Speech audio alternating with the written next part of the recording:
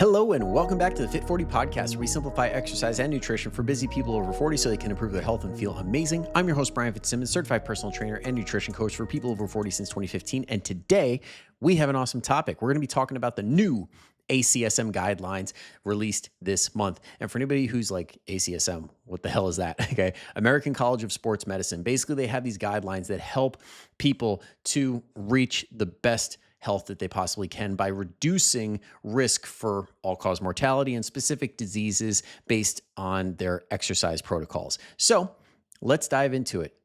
Just kidding. Take a pause real quick. If you haven't already, hit that subscribe or follow button wherever you're watching or listening so that way you don't miss another episode. Okay, now we can go into it. All right, before jumping into the specific, I think I have, what over here, seven new changes, like the big highlights. First, I want to highlight two things.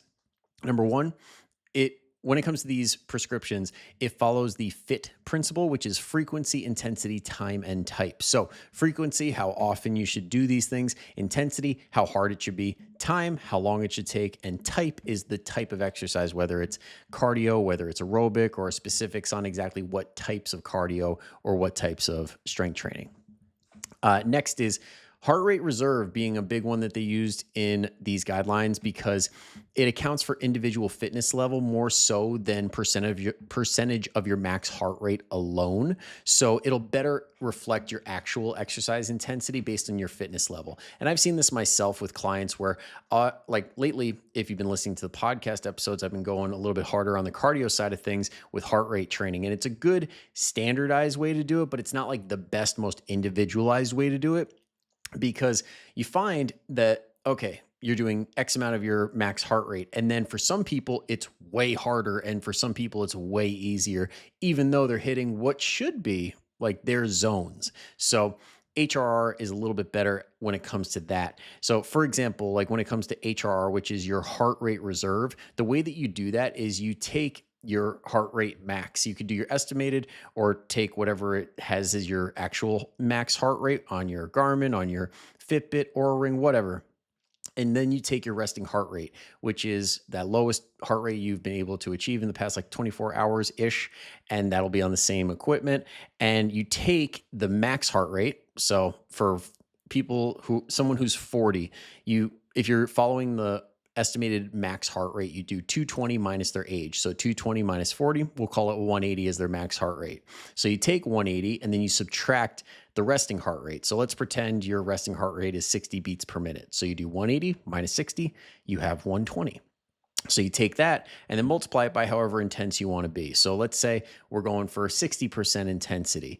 That would be 0.6 because 60% is you multiply by 0.6 and then times 120. So your HRR, that 180 minus 60, 120, you take that, multiply it by the intensity, 0.6, and then you add the resting heart rate back in. So for this, it would be your resting heart rate is 60, and then you add it to the 0.6 times 120. That's 132 beats per minute. Check me on that math. I dare you.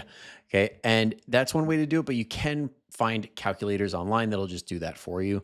And there's other types of equipment that will go based on that or even more individualized markers. Like that's why I like Morpheus, for example, because it will do a little bit more in-depth to individualize based on you. But let's get into it. Let's talk about these 7 things that are changed. Number 1, strict prescriptions are out and flexible ranges are in. Okay. So the old ones were 30 minutes, 5 days a week. And that was the thing that you had to do. Now, it's a little bit more broad. It's weekly ranges. It's total accumulation rather than you have to do it this day and that day for this much time. Because modern ACSM research or based research emphasizes dose flexibility and adherence because it shows better outcomes when people meet guidelines in varied ways, not just the one. Number 2 is there's a much greater emphasis on total physical activity, not just exercise. So instead of these structured workouts, you have to do these exercises. You need to do this much cardio. It's daily movement actually counts. Okay. Walking, chores, lifestyle stuff, that all adds to the pot and it helps with overall improvements in your health. So regular activity, even outside formal exercise, has improved health outcomes according to what's the study here? Stein et al. In 2023. So if you want to nerd out on that, go ahead. Stein is Stine. Then third, removal of the 10-minute bout rule. In the old ones, you had to get 10 minutes or it didn't count. Now, anything counts because they've actually found that short bursts can improve health outcomes, very short bursts. I know that I have three studies here, and they're all within the last couple of years, like 2025, 2024. One of them showed that just 3 or more daily bouts of 1 to 2 minutes of vigorous activity was linked to 38 to 40% lower all-cause and cancer mortality, about 48 to 49% lower cardiovascular mortality. So if we're putting that into practice, we say 1 to 2 minutes, 3 days a week. If, let's say, you have a grandparent or a parent who's in those later years and they just do not exercise at all, and you're like, listen, I have a watch here for 1 minute. Just stand up and sit down for 1 minute, as many times as you can, and that's all you have to do. Okay, if you did that a couple days a week, three days a week here, you're going to cut your cardiovascular mortality in half. Like, that is insane, absolutely insane. And then there's also, in a large UK biobank cohort of non-exercisers, these are sedentary people, okay, 1 to 3 minute bouts throughout the week were about 34% lower mortality risk. 3 to 5 minute bouts were about 44% lower mortality risk. And even as low as less than 1 minute bouts helped if the exercise was intense enough. And that's really the key thing with a lot of this. It just needs to be hard enough. And if you are sedentary, if you are a non-exerciser, it doesn't take much to jack up the intensity and have your heart rate beating, or have your heart beating through your chest with intensity. And now this is assuming you can do that without negative outcomes. You do need to be cleared by a medical professional so that you can do these exercises, but it does not take much. And then also, this was pretty cool. Multiple daily exercise snacks improve many health markers. And for anybody who's not familiar with exercise snacks, it's a movement that you do throughout the day, whether it's push-ups, squats, pull-ups, whatever, and you do it for a few reps here and there throughout the day. Nothing to really completely fatigue you, but just enough to be like, okay, I feel my muscles working. If you do that, brief bouts spread throughout the day have shown to improve blood sugar, blood pressure, and cholesterol responses. And it also feeds into your fitness and vascular function. So if you're doing strength training and cardio and you're doing exercise snacks, those exercise snacks will help make your workouts better, improve your cardio. And that was a study done as recently as 2025. Alexei et al., Alexe, and everybody else who contributed. Number 4, increased focus on reducing sedentary time. So the old guidelines did not touch sitting at all. Like, they barely mentioned it. And then in the new ones, there's an explicit recommendation to reduce prolonged sitting because low activity is linked to disease risk, even if your exercise goals are met. That's Stein et al. Again. So even if you are doing certain guidelines where it's like, okay, you're getting X amount of cardio throughout the day or throughout the week, you're doing your exercises. If you're constantly just sitting for super long periods of time, you're getting more stiff. You're not accumulating as many steps throughout the day. So you're not burning as many calories, which is possibly going to lead to more fat accumulation. And all these things are going to add up, which comes from the sitting. So if you can, periodically get up, move your ass at least a little bit, just enough to get loose and feel a little bit energized. So this could also help with things like that afternoon slump that you feel at work after you've put in a good chunk of like 4 or 5 hours at the computer and you're like, man, is the day over already? You might have a little bit more energy if you just get up and move a little bit more. Number 5, more individualized and condition-specific guidance. So before, it was just everybody do this. This is it for everybody. Now, they have tailored prescriptions for things like cardiovascular disease and hypertension, cancer, neurological conditions like stroke, Parkinson's, and MS, osteoporosis, chronic diseases like asthma and others, older adults and frailty that comes with it, mental health and cognitive conditions. So we're going to go through them pretty quick so that way, if you do have something, like I said, whatever you're dealing with and your ears perked up, you're like, "Ooh, what is that?" I'll go through it right now. But if none of that applies to you, you don't have anybody in your life who struggles with any of that stuff, skip ahead 5 minutes. But honestly, who doesn't have somebody in their life that struggles with something I just mentioned? Uh, so let's go cardiovascular disease and hypertension. When it comes to the type of exercise, we're talking about aerobic through walking or cycling and resistance training. So when it comes to the frequency, and again, before I get into this, these are the guidelines which are like what's best. If you could do something, if you could do anything in line with these guidelines, then it's going to be better than absolutely nothing. And there's going to be tons and tons of benefit. But these guidelines are going to be like, if you want the top of the top, go for this. Okay, so frequency for the aerobic is 5 to 7 days a week. Resistance training is 2 to 3 days a week. And the intensity, when it comes to the aerobic side of things, 40 to 60% of your HRR or VO2 max. Or if you're just going off of your estimated heart rate max, 64 to 76% of that. And when it comes to resistance training, 60 to 70% of your 1 rep max, and beginners can even go lower than that. So when it comes to percentage of 1 rep max, this gives us an idea of if you were to do this many repetitions and hit failure, then your 1 rep max is probably that much percent. So for example, if you are doing 10 repetitions, that's about 75% of your 1 rep max. So if you were to multiply that and or you'd use like a 1 rep max calculator, it would be heavier. Your 1 rep max would be much heavier than your 10 rep max. So this is to try and help us estimate about how much weight you should be using at what rep ranges.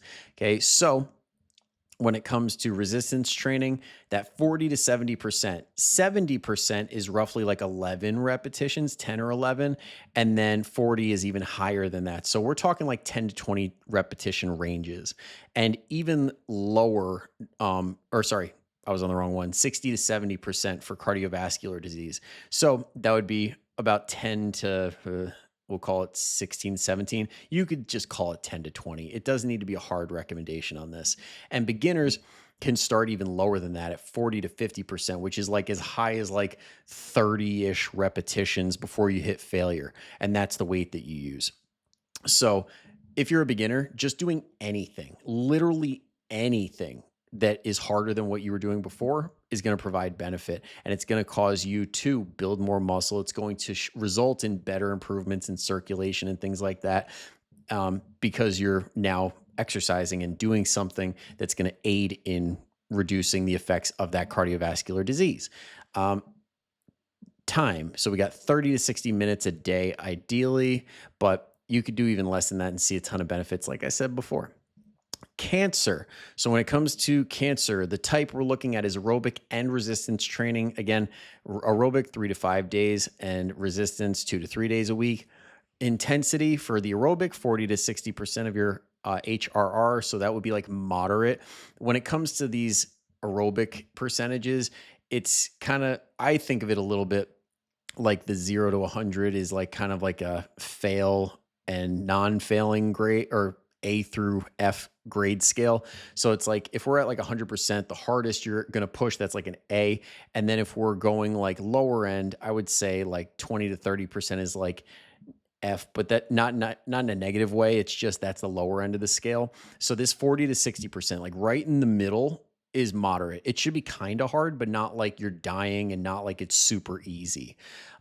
And then resistance training is 40 to 70% of your 1 rep max. So again, we're kind of in that 10 to 20 rep range right there. And then with cancer, like lowering during treatment phases can be needed, because if you're in a treatment phase that's extremely taxing on the body and you need to adjust and maybe use lighter weights, maybe do fewer sets, the key thing when it comes to cancer in particular is to just stimulate the muscle in some way, because the big concern when it comes to diseases like cancer is muscle wasting, and just in general, like your whole body tissue, any type of tissue wasting. So when you lift something that is somewhat heavy, it's signaling your body that, hey, we got to hold on to this muscle. We need to keep this because he or she is going to be lifting this again. And if they're able to put in enough nutrients into their body and fuel that, then it helps hold on to more muscle for longer, which can improve outcomes because the longer they can fight, the longer the chances of maybe fighting off the disease. Um, and then along with that, what else we got? 20 to 60 minutes per session. So that could be super helpful as well. Oh, also special note on strength training. One of the things you hear, especially when it comes to cancer, is something like lymphatic drainage. And one of the best things you can do for lymphatic drainage is exercise. Aerobic can work really, really well, but also strength training too, because when you squeeze those muscles, your body acts like those muscles act like a pump to pump all that lymphatic fluid through your body and recycle and do its thing in a more efficient way, which can help improve outcomes. Next is neurological conditions, stroke, Parkinson's, MS. What we want to focus on here is aerobic resistance and also balance and coordination. When it comes to balance, I can tell you this. In my own experience working with people across many different ages, when it comes to balance, I really like doing balance work in the warm up. So, for example, every single person that comes through Fit40's doors will do the warm up where you balance on one foot and you tap the wall and you reach your foot as far back as you can. So it pulls you to lean you forward a little bit and you tap at the last minute. So that's one way to do it. You can also just balance on one foot on the floor for up to 30 seconds. If you can do that, you're going to be in a really good place when it comes to your balance. You can also do things like single leg work when it comes to your strength work. So when you're doing, say, leg press, for example, or not leg press, bad example, when you're doing squats, for example, if you could go from a regular squat where both feet are evenly together, take one foot and drag it back just a little bit. And that's what we call a B stance squat, where both your feet are on the ground, but one is slightly back. So it biases one over the other and you have to fight to balance a little bit. Or you could go all the way back and do something like a split squat, or you can take a big step back and that's what we call a lunge. And that's also really good for balance work. And you could do something like single leg RDLs where you swing your leg all the way off the ground and you hold that and you stand back up. That's also really good balance work. Anything where you can get a little bit of a challenge, like let's say you're doing upper body, for example. If you're doing a cable row or a cable press, instead of standing with both feet square, go in a split stance, 1 foot forward, 1 foot back. That little bit of a stance change can challenge your balance, and it could be plenty of challenge for a lot of people. I've seen people do that of all ages. And especially if you're adding weight, it makes it harder. So you really got to brace hard and hold yourself in space, which can be extremely challenging, but beneficial. I lost my place. So when it comes to neurological conditions, the frequency of aerobic exercise, the cardio is 3 to 5 days a week. Resistance is 2 to 3. And the intensity for aerobic, it's 40 to 70% of your HRR or VO2 max. And resistance is 50 to 70%, which is about like 10 to 25 repetitions, 50 to 70% of your 1 rep max. And you can start lower depending on what you're dealing with. So especially with like stroke, Parkinson's, MS, when it comes to function, like what you're able to do, that's really going to dictate where the starting point is and what you do on a weekly, monthly, yearly basis. Because as those symptoms progress, you will have to start dialing it back and regressing and doing what you have to do to do something rather than nothing. So it can help having somebody who's a professional in your corner, or just consulting somebody who's a physical therapist or somebody like that who's been working with you. That'll be time-wise, we're looking at 20 to 60 minutes a session. And next is osteoporosis. So when it comes to osteoporosis, the big thing is weight bearing training of any kind when it's aerobic or resistance. So when it comes to aerobic, walking or stair climbing is great, especially if you have like a weighted vest. Now, I know I've done episodes in the past on weighted vests. Like, are they the same as strength training? No. Strength training is still number one. But for a lot of people, maybe they can't do certain things like squats, for example, or lunges or presses or pulls because they're just not at that place physically yet. So let's say they do some walking with a weighted vest on with like 5 to 10 pounds. And all of a sudden, by doing that, their upper back gets stronger, their core gets stronger. And then all of a sudden, this pain goes away because now those muscles are taking over and they're supporting. So now it opens it up for more movement, which can be a really good use for something like a weighted vest, is to be like a starting point and open up possibilities for other types of movement, because that needs to be the goal, is to get to strength training so you can target different parts of your body and different movement patterns and get more durable for life, because osteoporosis is basically a gigantic fracture risk. So you don't want something as simple as turning to grab your keys or picking up one of your grandkids to turn into a life-altering experience. So the frequency we're looking at is aerobic 3 to 5 days a week, resistance 2 to 3 days a week, and intensity when it comes to aerobic is moderate to vigorous. We want this to be hard. We want this to be challenging. We need your body to require more the next time you come and do it. So we're looking at about 60 to 80% of your HRR, or your max heart rate, and resistance training should be about 60 to 80% of your 1 rep max. So 60% is around like 20-ish reps. And then when it comes to 80%, that is about like your 8 rep max-ish. And if we're talking training, it's really goes as low as 5 repetitions. When we're talking like, say, doing a 3x5, you want to do that around 80% rather than following a strict rule, but I'm not going to geek out on that today. But the key thing when it comes to osteoporosis is progressive overload. You need to be doing more as you go. You need to be building muscle and bone. And the way that you do that is by doing more, by telling your body, hey, we need more of bone, more muscle, so that you're ready for the next bout of exercise. Okay. Because a lot of people used to think, oh, I just got to tear up my muscle, like get these micro tears and it'll build back faster. Just use the same weights, but get that burn. No, you need to use more weights, more reps, more sets, something that's more, because that's the stimulus that's going to send to your body to do all those positive things. That's what gets the job done. Time-wise, we're looking at 30 to 60 minutes a day, but I've had clients do my Fit40 program, which is 20 minutes, and they're still able to build muscles, still able to improve their cardiovascular health. So again, you don't need to hit these guidelines perfectly if they seem unsustainable. You need to find what's sustainable and do something. Okay. Next is chronic diseases like asthma and other types. We got aerobic and resistance. Frequency is 3 to 5 days a week and of both, and intensity is aerobic. We're looking at 40 to 60% of your HRR. And then you can adjust based on how your symptoms are. So if it's like it is right now in North Carolina, where the pollen is out and all of a sudden you're all like stuffed up, your asthma is acting up, you're triggered by it, you're not going to be able to do the same amount of work, and less work is going to feel like more intense. So you really have to adjust based on those things and just do something that you can hold for a moderate difficulty for that. About, what do we got here? 150 minutes total throughout the week. So wherever you can squeeze that in, along with the resistance training of 50 to 70% 1 rep max. Older adults, frailty, people that are struggling with frailty.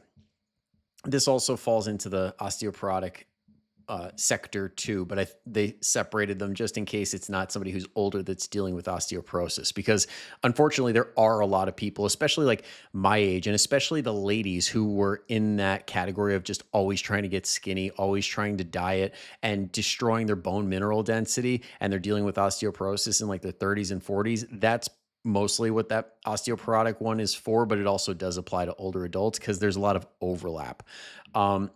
So when it comes to older adults that are frail, we have multi-component, we have aerobic and resistance exercise and balance again.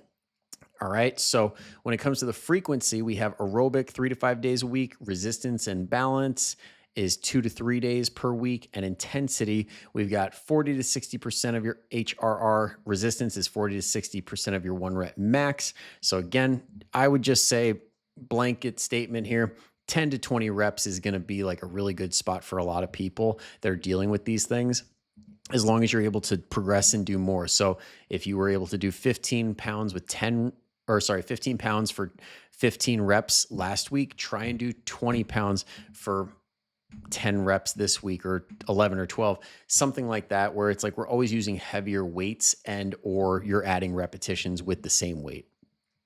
Mental health and cognitive conditions. We got aerobic and resistance. So frequency is 3 to 5 days a week.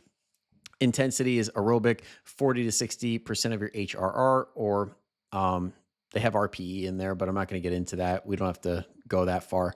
Resistance is 50 to 70% of 1 rep max. So again, we're still kind of in that zone of that 10 to 20 reps. And I think 70, yeah, that's 11. So yeah, we're right around there. And then time is about 30 to 60 minutes per session. Now, quick note with the mental health and cognitive conditions, when it comes to that resistance training prescription of 50 to 70%, that's great and it's awesome. But I will make a note that there are a lot of people who love to lift heavy that do struggle with things like depression and other mental health issues.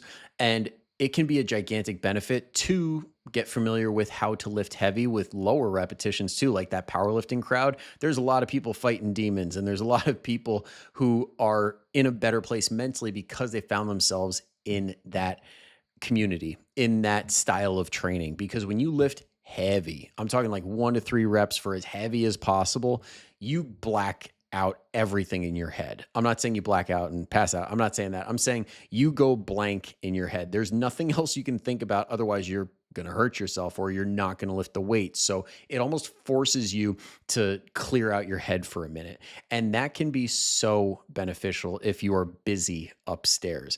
Even if you don't struggle with a mental health or cognitive condition, if you just find yourself overwhelmed, depressed, all these things, learning how to lift heavy can give you a brief moment of relief with that on the mental side of things. Your body's going to be strained a whole lot, and it's in a good way, and it's going to be fatiguing, but there's a lot of people that honestly give weight training such a good amount of credit to how they're able to function throughout the day. And that was that for the final thing there. So now we're back to what I was talking about. Number 6, the 6th thing that is the big change is the stronger emphasis on resistance training. As you noticed, all of those conditions included resistance training, because in the past, the ACSM guidelines really emphasized aerobic exercise. It just dominated the guidelines, and resistance didn't get a whole lot of love. But now resistance training is equally emphasized for things like strength, function, and disease prevention. So strength is awesome because it makes us more durable, less likely to get injured doing daily things. And when it comes to function, the big thing there is sarcopenia or anything like that, where we're losing muscle function. As we get older, as we stop moving as much, maybe we're bedridden, maybe we've had a traumatic injury or something like that, you lose function because you lose that connection from your brain to your muscle, that mind-muscle connection. And you just don't end up being able to spark that fuse until you're able to function or able to strength train, able to do aerobic exercise where you're asking more of your body. But especially with the resistance training where you can feel the muscles working, it can make a world of difference. People who have like sleepy glutes, but all of a sudden they're doing squats, RDLs, bridges, and all of a sudden their glutes wake up and they're like, oh, hello. And now that takes pressure off of their lower back because their glutes are contracting in a way that's helping reduce the load on their lower back, and they're feeling a million times better. Disease prevention, like we talked about with like cancer, for example, you get that lymphatic drainage from strength training, and it's helping when it comes to the preventative side of these things. And the evidence shows that high adherence to these ACSM resisting and aerobic guidelines improves outcomes across many conditions like bone density, blood pressure, cognition, all that good stuff that we want to be good at with. And last but not least, the one that I'll end on is the big emphasis on some is better than none. In the past, the old guidelines were you meet it or you don't. Now it's anything is good. Anything more than what you're doing right now is a good thing. So any increase in activity will provide some sort of benefit, even partial adherence. Like let's say you can't hit the guidelines perfectly. Totally cool.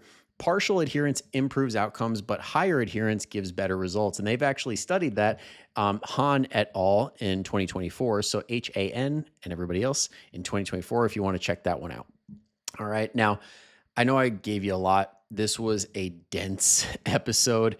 I normally stick to 20 minutes, but we're pushing 30 now. So thank you for bearing with me. Now, all of this being said, like these guidelines are awesome. They can provide a ton of benefit, but at the end of the day, a lot of people just won't do them because life gets in the way, because they don't know where to start, because name your reason. There's a million out there. And that's why I do what I do. That's literally why I'm out here providing accountability and guidance for people so that they can do these things and live higher quality lives that they deserve to live. Like everybody deserves to live healthy, to live in a way where they're relatively pain-free. But at the end of the day, you got to put the work in. And for most people, that requires asking somebody to hold them accountable, whether that's an accountability buddy. But let's be honest, a professional in anything is going to serve you better. So if you want somebody to guide you on exactly how to do these things, how to do them in the way that makes sense for you and your body, your schedule, your lifestyle,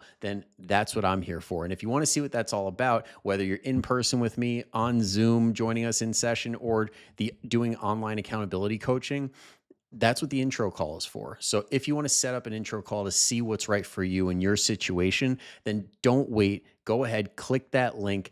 You don't want to be one of these people that is sedentary, that is so low fitness that they are not able to experience all the benefits of this stuff. So go ahead, click that link. Let's talk 10, 15 minutes. Just tell me what you got going on. We'll see what's right for you. And even if for some reason it just doesn't work out, I will give you as much info as I possibly can to get you going in the right direction. All right. So go ahead. It's in the show notes or the description, wherever you're watching or listening. Click that link. But that's it for today. Thank you so much for listening in. Hope you learned a thing or two. And if you have somebody in your head that you're like, damn, they struggle with this thing that I mentioned, or they just are sedentary and they need to get moving, send them this episode. They'll thank you, and so will I. So thank you in advance. I'll see you next time. Go kick some ass. Bye-bye.